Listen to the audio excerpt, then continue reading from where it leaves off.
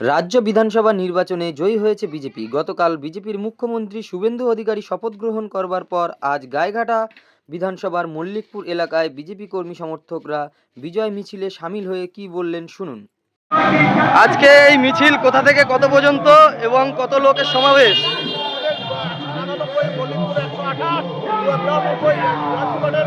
যে মিছিলটা হয়েছে সেটা মণিপুর ব্রিজ থেকে রাস্তা হয়ে বেটেগাছি হয়ে দিকে আমরা ঘুরে আসছি।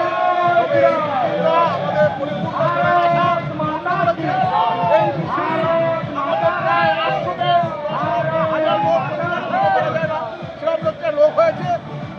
গতকাল যে শুভেন্দু অধিকারী শপথ গ্রহণ করার পর থেকেই আমাদের যে উল্লাসটা আমরা থাকতে পারলাম না এবং আমাদের যে সুব্রত ঠাকুর বিপুল ভোটে জয়লাভ করেছে এই আনন্দে আজকে আমরা যে রথ বার করেছি এটা আমাদের রথ গেরুয়া রথ, এই রথ আমাদের সাথে এগিয়ে গেছে এবং আমাদের রথটা পরিপূর্ণ শান্তিভাবে রথটা এগিয়ে চলবে এবং আমরা আস্তে আস্তে